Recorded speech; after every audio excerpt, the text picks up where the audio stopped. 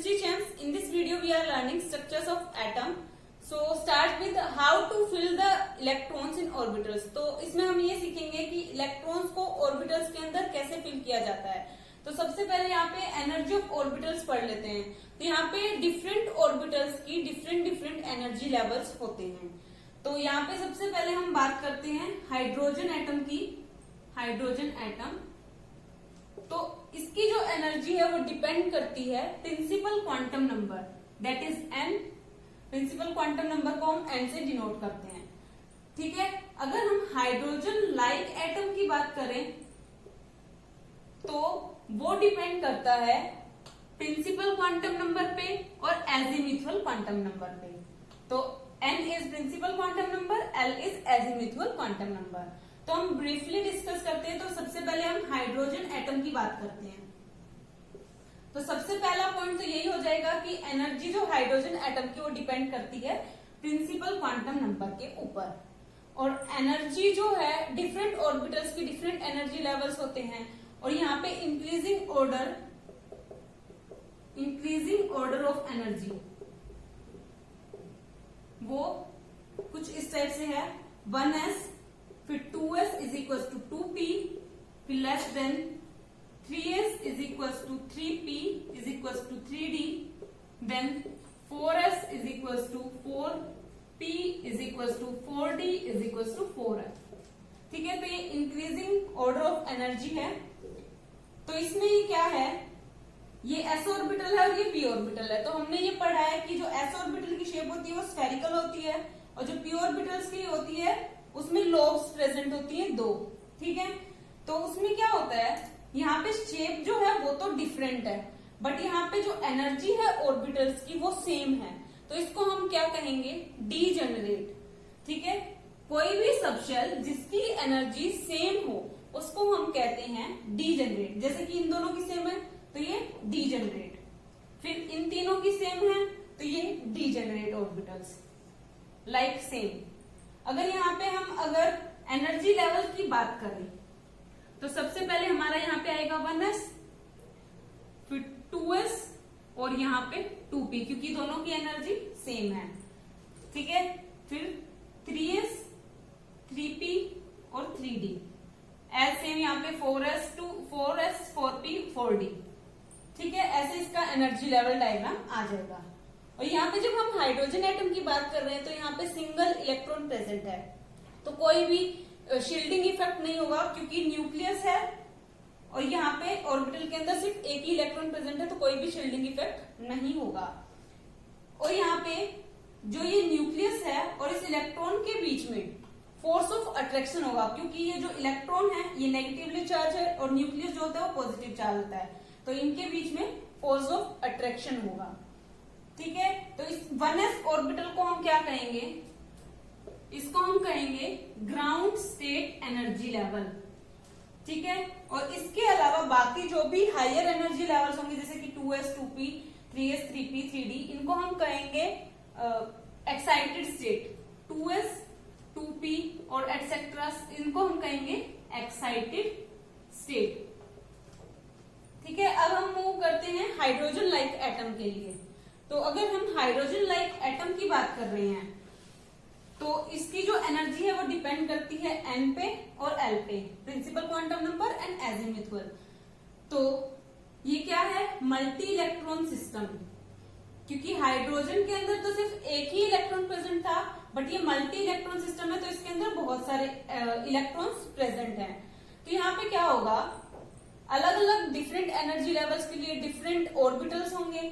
ठीक है, तो यहाँ पे जो इलेक्ट्रॉन्स प्रेजेंट हैं, जैसे कि ये एक ऑर्बिटल, ये न्यूक्लियस है, ये ऑर्बिटल है, तो यहाँ पे और भी ऑर्बिटल्स प्रेजेंट होंगे क्योंकि मल्टी इलेक्ट्रॉन सिस्टम है।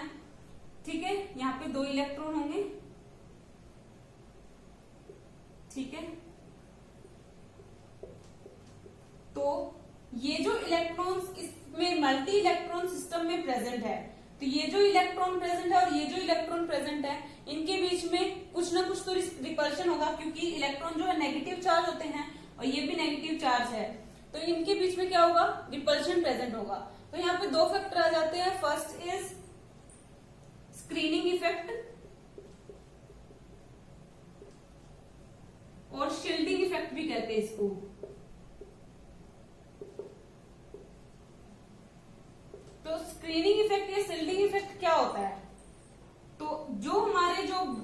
लास्ट जो शेल होता है उसके अंदर जो इलेक्ट्रॉन्स प्रेजेंट होते हैं उनको हम वैलेंस इलेक्ट्रॉन बोलते हैं।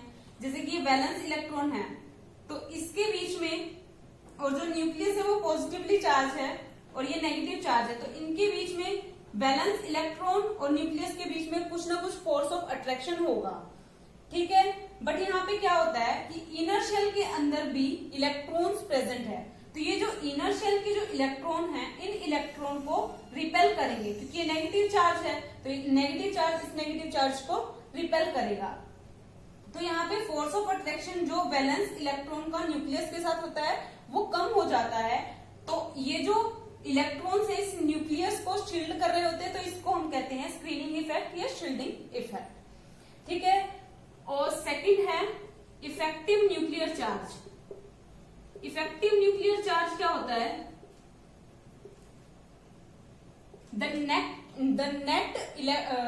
Net positive charge possessed by the electron in the nucleus। कोई भी टोटल चार्ज किसी भी इलेक्ट्रॉन ने पोजेस किया हो जो कि न्यूक्लियस के अंदर प्रेजेंट हो, तो उसके हम कहेंगे इफेक्टिव न्यूक्लियर चार्ज, ठीक है। तो यहाँ पे क्या होगा, अगर हम स्क्रीनिंग इफेक्ट को इंक्रीज कर दें तो जो इफेक्टिव न्यूक्लियर चार्ज है उसकी वैल्यू डिक्रीज हो जाएगी। और अगर यहाँ पे हम increasing order of shielding effect देखें तो सबसे पहले S का ज्यादा होगा, S ऑर्बिटल का, फिर P का, फिर D का, फिर F का, क्योंकि जो S ऑर्बिटल है वो न्यूक्लियस के सबसे पास होती है, then P, then D and then F, ठीक है। और जो S ऑर्बिटल के जो इलेक्ट्रॉन होंगे वो टाइटली बाउंड होंगे न्यूक्लियस से, देन P ऑर्बिटल, और जो P ऑर्बिटल के जो इलेक्ट्रॉन है वो टाइटली बाउंड होंगे rather than D orbital and then F orbital, ठीक है। अब यहाँ पे हम एक रूल और पढ़ लेते हैं, N+L रूल। फिर उसके बाद हम स्टार्ट करेंगे इलेक्ट्रॉन्स को हम ऑर्बिटल्स में कैसे फिल करते हैं, ठीक है। तो सबसे पहले हम N+L रूल पढ़ते हैं।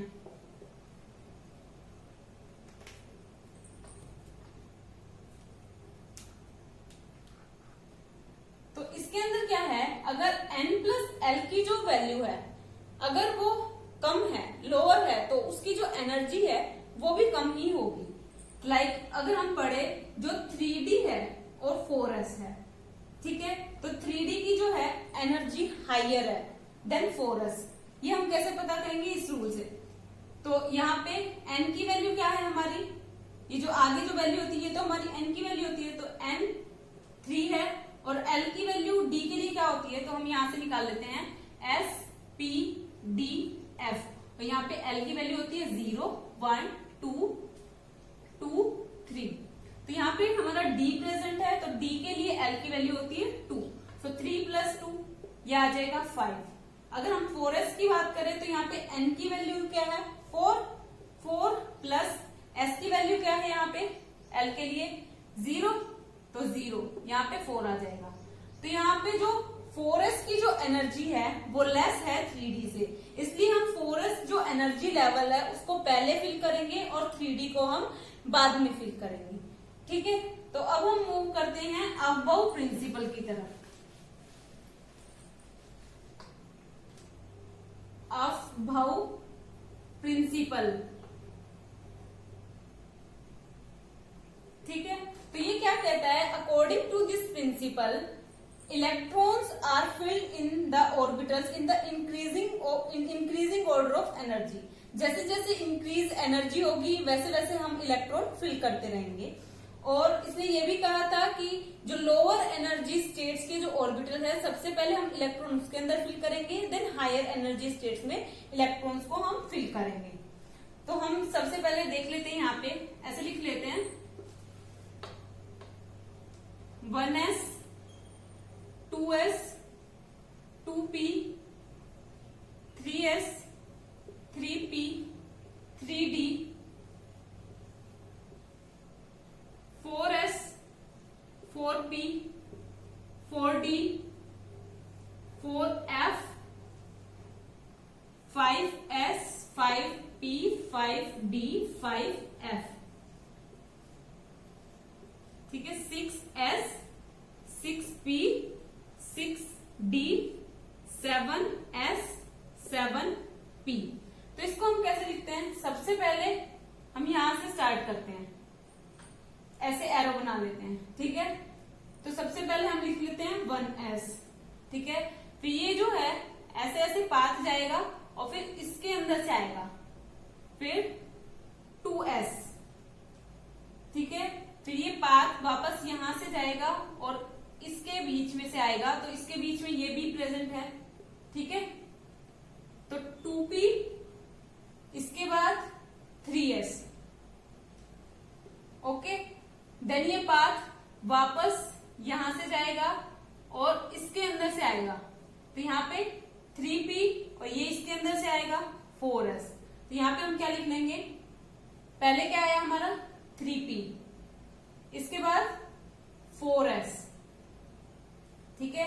तो ऐसे ही हम फिर ये वाला पार्ट यहां से जाएगा और फिर इसके अंदर से आएगा, तो ये इसके अंदर से आएगा, यहाँ पे आएगा और ये ऐसे आएगा, ठीक है। तो यहाँ पे हम क्या लिखेंगे 3d 4p and then 5s, ठीक है। फिर ये वाला पार्ट वापस यहां से जाएगा और ये आएगा इसमें से, ठीक है। तो यहां से क्या हो जाएगा 4d 5p 6s। फिर ये पार्ट यहां से जाएगा ऐसे, ये इसमें से आएगा, तो यहां से हम क्या लिखेंगे, यहां से हम लिखेंगे 4f 5d 6p 7s and then ये इसमें से आएगा, तो यहाँ पे 5f 6d 7p, ठीक है। अब हम इसको याद कैसे करेंगे, ऐसे तो हम लिखते ही रह जाएंगे इसको, तो इसको याद करने का जो फॉर्मूला है या एक ट्रिक लगा लो, वो हम इसको कैसे याद करते हैं, तो अभी हम दिखाते हैं वो कैसे याद करते हैं। तो सबसे पहले आप इसको ऐसे याद कीजिए SSP, ठीक है। इसके बाद SPS, पहले SSP फिर SPS फिर DPS, फिर इसके बाद वापस DPS, लेकिन यहाँ पे DPS के बाद F आ जाएगा, ठीक है। फिर एक बार और कर लेते हैं DPS, ठीक है। अब हम ऑर्बिटल्स लिख देते हैं यहाँ पे, पहले 1, फिर 1s के बाद 2s आता है, 2s के बाद 2p, 2p के बाद 3p आना चाहिए, लेकिन 3p यहाँ पे आ जाएगा, ठीक है। तो यहाँ पे हमारा कौन सा s आएगा 3s आएगा, ठीक है। 3s, यहाँ पे 3p, यहाँ पे 4s, यहाँ पे 3d नहीं आया है, तो यहाँ पे 3d, यहाँ पे 3p आ चुका है, तो यहाँ पे 4p, यहाँ पे हमारा 4s आ चुका है, तो यहाँ पे 5s, यहाँ पे हमारा 3d आया था, तो यहाँ पे 4d, यहाँ पे हमारा 4p आ चुका है, 4p के बाद 5p, यहाँ पे हमारा 5s आ चुका है, 5 के बाद आएगा 6s, और यहाँ पे हमारा f का एक भी ऑर्बिटल नहीं आया है, तो 4f, क्योंकि 4 वाले के पास f होता है, 4f एंड देन यहाँ पे हमारा d ऑर्बिटल आया है, इसको थोड़ा दूर दूर लिख लेते हैं dps, ठीक है। तो यहाँ पे हमारा d जो है 4 के लिए हम लिख चुके हैं, अब 5 के लिए आएगा, और p जो है हम किसके लिए लिखा है, यहाँ पे 5p के लिए लिखा है, तो यहाँ पे 6 आ जाएगा, और यहाँ पे s हम किसके लिए 6 के लिए लिख चुके हैं, तो यहाँ पे 7 आ जाएगा, ठीक है। तो अब हम इसको मैच कर लेते हैं, देखो 1s 1s 2s 2s 2p 2p 3s 3s 3p 3p 4s 4s 3d 3d 4p 3d 4p 5s 5s 4d 5p 6s 4d 5p 6s 4f 5d 6p 4f 5d 6p, ऐसे ही 7s, आगे सब ऐसे ही आते रहेंगे, लेकिन आगे इतने orbitals की हमको जरूरत नहीं होती, तो इस तरह से हम एक फॉर्मूला टाइप याद कर लेंगे। याद करने का यही फॉर्मूला है SSP SPS DPS DPSF and then DPS। तो आप इसको इस तरीके से याद कर लीजिए, ठीक है। अब हम मूव करते हैं poly exclusion principle. Poly exclusion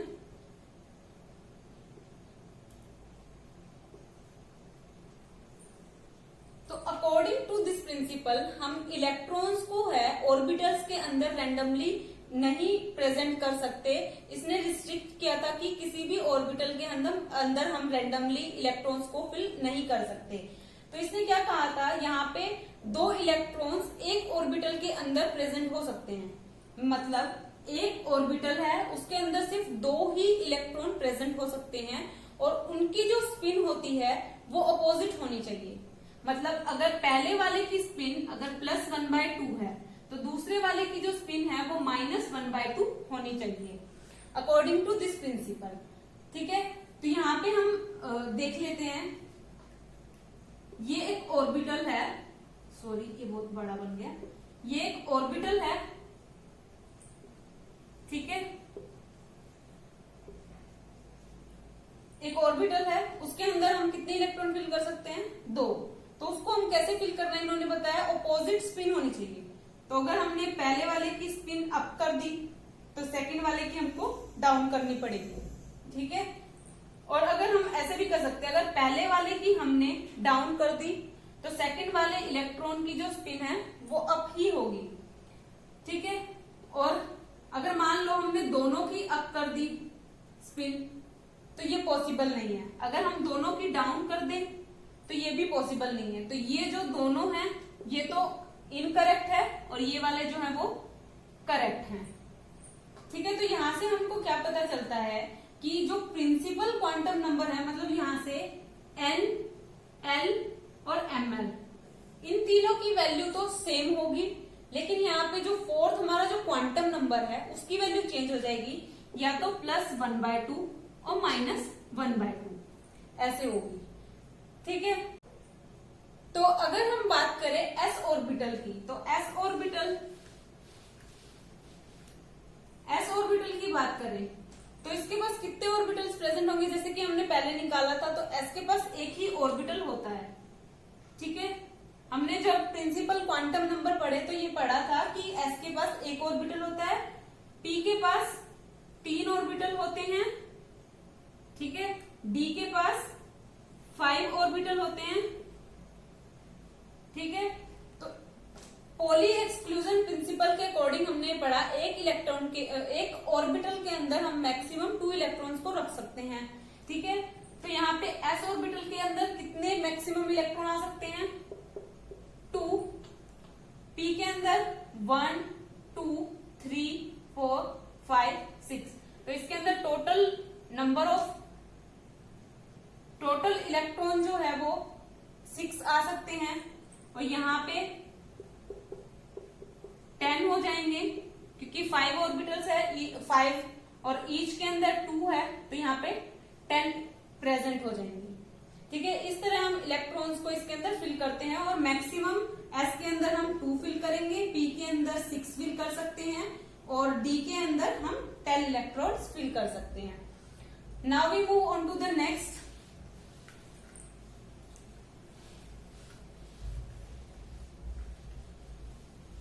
next, Hund's multiplicity rule. तो इसके अकॉर्डिंग क्या होगा, जिस भी ऑर्बिटल के अंदर जब हम इलेक्ट्रॉन प्रेजेंट करते हैं तो सबसे पहले तो हम लोअर एनर्जी स्टेट में, लोअर ऑर्बिटल में फिल करते हैं, देन हायर उसमें फिल करते हैं। तो यहाँ पे जो इलेक्ट्रॉन्स है उनको पेयर अप ना करके उनको रैंडमली अलग अलग ऑर्बिटल्स में फिल किया जाता है ताकि उनकी मल्टीप्लिसिटी जो है वो ज्यादा हो। मल्टीप्लिसिटी ज्यादा होगी तो हंट्स रूल ने यही कहा था। जैसे कि हम एग्जांपल ले लेते हैं नाइट्रोजन का। नाइट्रोजन का जो एटॉमिक नंबर होता है 7। ठीक है, तो इसकी जो इलेक्ट्रॉनिक कॉन्फ़िगरेशन आएगी सो SsP, हमने ऐसे पढ़ा था 1s 2s 2p। तो सबसे पहले 7 इलेक्ट्रॉन्स हैं तो s के अंदर 2 भरेंगे, s के अंदर फिर वापस 2 भरेंगे, बाकी कितने इलेक्ट्रॉन बचे? 3 इलेक्ट्रॉन, और मैक्सिमम 6 भर सकते हैं तो 3 इलेक्ट्रॉन यहां भर दिए। तो इसका हम बना लेते हैं ऑर्बिटल्स।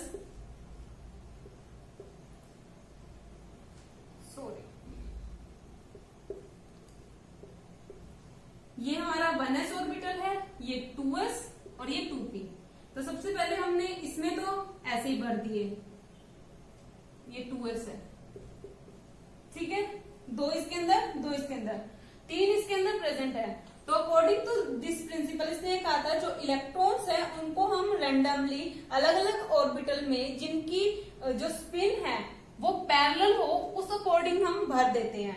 तो इसमें हम भर देते हैं ऐसे 1 2 3 क्योंकि इनकी स्पिन पैरेलल है। तो यहाँ से हमारी मल्टीप्लिसिटी कितनी आ जाएगी, स्पिन मल्टीप्लिसिटी, इसकी जो स्पिन होगी वो +1/2 है, +1/2, इसकी +1/2, इसकी +1/2, तो यहां से टोटल आ गई 3/2। अगर हम इसी की बात करें, अगर हम ऐसे फिल करते हैं,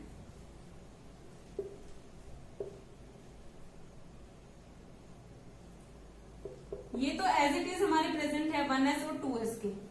अगर हम ऐसा करें कि फर्स्ट वाले की स्पिन अप है, सेकंड की हम डाउन कर दें और थर्ड की भी अप है, तो यहाँ पे हमारी स्पिन मल्टीप्लिसिटी कितनी आ जाएगी, +1/2, स्पिन हाफ, और इसकी डाउन में है तो ये -1/2 और ये अप में है तो +1/2। तो यहां से -1/2 +1/2 1 कैंसिल हो जाएगा तो क्या बचेगा 1/2। अगर थर्ड केस अगर हम इसी का ले लें,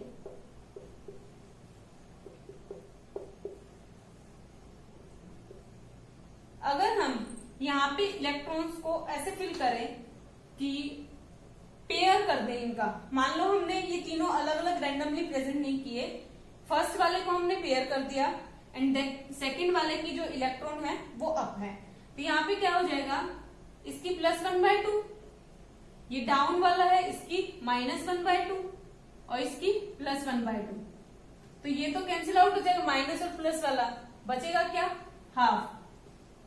तो अकॉर्डिंग टू हंस रूल जिसकी भी मल्टीप्लिसिटी जिस इलेक्ट्रॉन की होगी उसी को हम कंसीडर करेंगे। तो इसमें मल्टीप्लिसिटी किसकी ज्यादा है, इसकी, तो इसको हम इसके अकॉर्डिंग हम इलेक्ट्रॉन्स को फिल करेंगे, मतलब हम सबसे पहले उनको रैंडमली प्रेजेंट करेंगे, जैसे कि हमने पहले इसमें फिल किया, फिर इसमें, फिर इसमें। अगर देन इसके बाद हमारे पास और इलेक्ट्रॉन है देन हम पेयरिंग करेंगे। अगर मान लो इसके बाद हमारे पास अगर यहाँ पे 2p4 होगा तो सबसे पहले हम 1 2 3 ऐसे फिल करेंगे और फिर इसके अंदर फिल करेंगे एंड देन अगर 2p5 होगा तो फिर इसके अंदर पेयरिंग कर देंगे, अगर 2p6 होगा तो फिर इसके अंदर पेयरिंग कर देंगे। लेकिन यहाँ पे एटॉमिक नंबर जो चेंज हो जाएगा, ये सिर्फ हमने एग्जांपल के लिए पढ़ा था, ठीक है। अब हम मूव करते हैं इलेक्ट्रॉनिक कॉन्फ़िगरेशन। इलेक्ट्रॉनिक कॉन्फ़िगरेशन को हम कैसे लिखते हैं, सो इलेक्ट्रॉनिक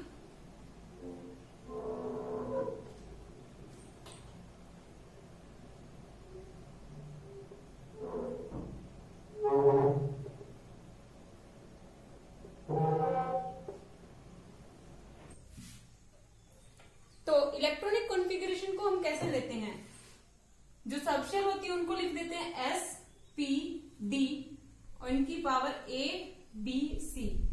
तो ये जो है ये तो है letters S P D F। तो ये जो लेटर हैं इनकी जो पावर सबस्क्रिप्ट है, सब सुपरस्क्रिप्ट, तो सुपरस्क्रिप्ट जो है वो नंबर ऑफ जितने भी इलेक्ट्रॉन्स प्रेजेंट होंगे वो है, और आगे इनके अगर हम मल्टीप्लाई कर दें क्वांटम नंबर से तो इलेक्ट्रॉनिक कॉन्फ़िगरेशन आ जाएगी। जैसे कि NSA ऐसे लिया हमने, तो मान लो यहाँ पे अगर N की वैल्यू 1 है तो 1s, और इलेक्ट्रॉन यहाँ पे अगर A की वैल्यू 2 है तो 1s2, तो ये हमारी इलेक्ट्रॉनिक कॉन्फ़िगरेशन हो जाएगी। और अल्टरनेटिव अगर हम इसको सिंपली ऐसे भी लिख सकते हैं NL⁻⁴x। तो n इसमें तो प्रिंसिपल क्वांटम नंबर है, जैसे कि अगर n की वैल्यू हमारे पास 2 है तो यहाँ पे आ जाएगा 2, और l की वैल्यू अगर 2 है, l की वैल्यू अगर 2 है 0 1 2 3, अगर हमने मान लिया l की वैल्यू यहाँ पे 2 है तो कौन सी आएगी S P D F।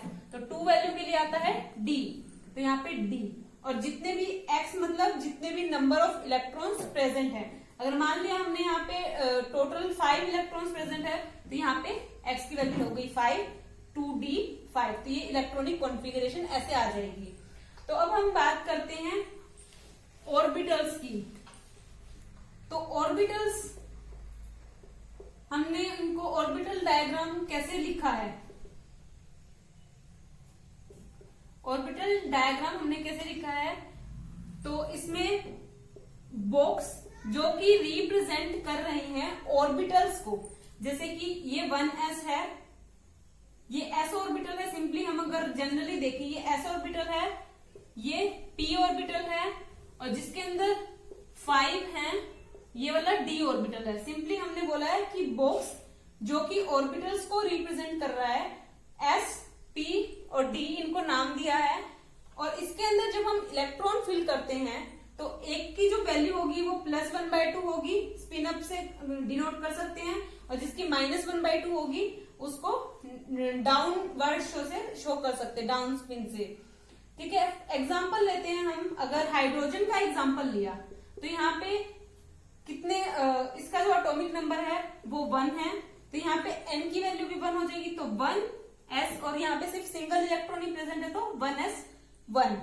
ठीक है, अगर हम हीलियम की बात करें तो यहाँ पे इसका एटॉमिक नंबर हो जाएगा 2, तो यहाँ पे क्या हो जाएगा 1s, इसमें दोनों के दोनों इलेक्ट्रॉन जो हैं हम 1s सबशेल में ही भरेंगे, क्योंकि यहाँ पे हाइड्रोजन में तो सिर्फ एक ही इलेक्ट्रॉन प्रेजेंट था, लेकिन बाद में हम इसकी पेयरिंग कर देंगे क्योंकि यहाँ पे हीलियम में 2 इलेक्ट्रॉन प्रेजेंट है। तो फर्स्ट पहले स्पिन अप फिर स्पिन डाउन।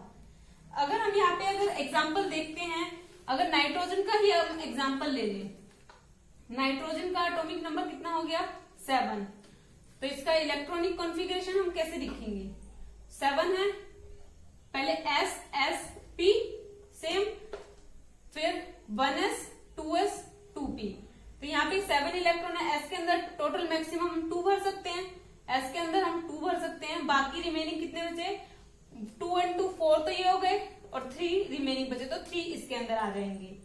ठीक है, तो अब हम यहाँ पे बना लेते हैं, ये है 1s, ये 2s, और ये हो गया हमारा 2p। तो 1s के अंदर हमने दोनों के दोनों इलेक्ट्रॉन फिल कर दिए, फिर 2s के अंदर फिल कर दिए, और 3p के अंदर ऐसे फिल कर दिया अकॉर्डिंग टू हंट्स रूल।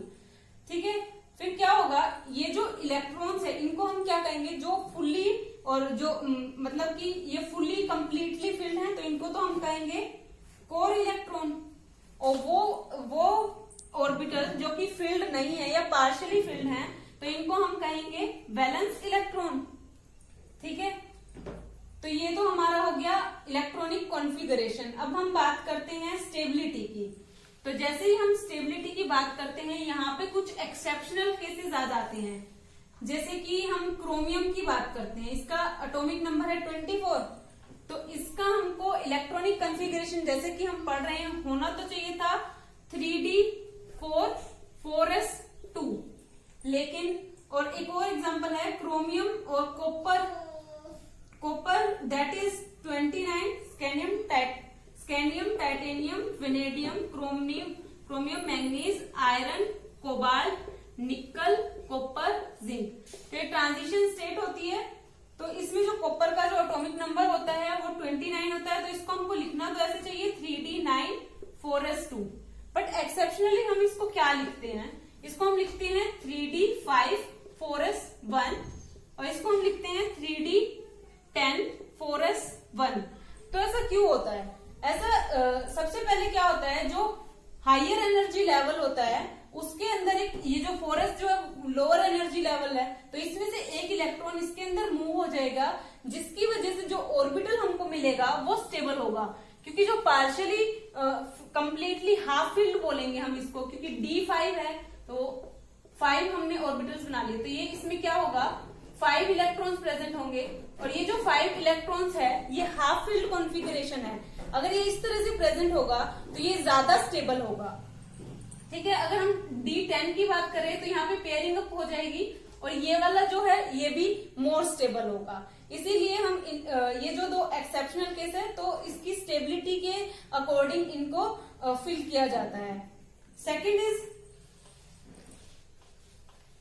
अगर हम यहाँ पे बात करें सिमेट्रिकल डिस्ट्रीब्यूशन की, तो सिमेट्रिकल डिस्ट्रीब्यूशन है क्योंकि यहाँ पे जो इलेक्ट्रॉन्स है वो पार्शियली अगर हाफ फिल्ड होंगे या कंप्लीटली फिल्ड होंगे, तो इससे क्या होगी, जो एटम्स हैं उनकी जो ऑर्बिटल्स हैं वो स्टेबल होंगी। स्टेबल होने की वजह से इनके अंदर सिमेट्रिकल डिस्ट्रीब्यूशन आ जाएगा।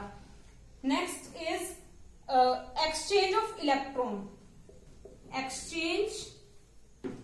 Exchange electron.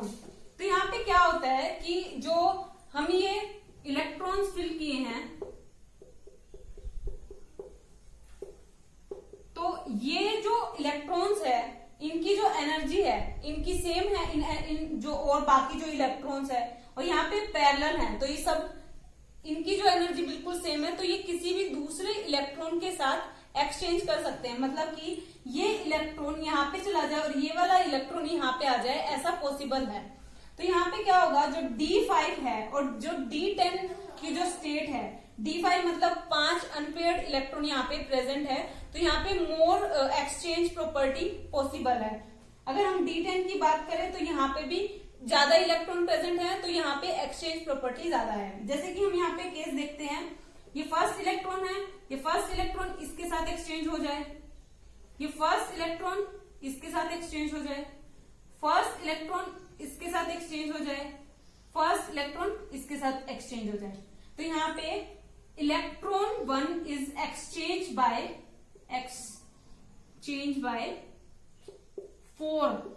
4 इलेक्ट्रॉन ही एक्सचेंज हो गया, क्योंकि ये तो इलेक्ट्रॉन था ही 1, 2, 3 एंड 4 से एक्सचेंज हो गया। सेकेंड केस अगर मान लो हम देखते हैं 1, 2, 3, 4, 5, यहाँ पे हम अगर बात करें सेकेंड इलेक्ट्रॉन की, ये हमारा सेकेंड इलेक्ट्रॉन है, तो ये अगर थर्ड वाले से चेंज हो जाए, यही वाला अगर फोर्थ वाले के साथ चेंज हो जाए और फिफ्थ वाले के साथ चेंज हो जाए, ठीक है, तो यहाँ पे कितने चेंज होंगे, ये वाला चेंज हो रहा है तो इसको काउंट नहीं करेंगे, इससे चेंज हो रहा है, इससे और इससे, तो 3 exchange bye 2 electron by second electron, ठीक है। तो ये सेकेंड इलेक्ट्रॉन इन तीनों के साथ चेंज हो रहा है। अगर हम ऐसे ही कंसीडर करें कि थर्ड इलेक्ट्रॉन कितने के साथ एक्सचेंज हो रहा है, तो 1, 2, 3, 4, 5,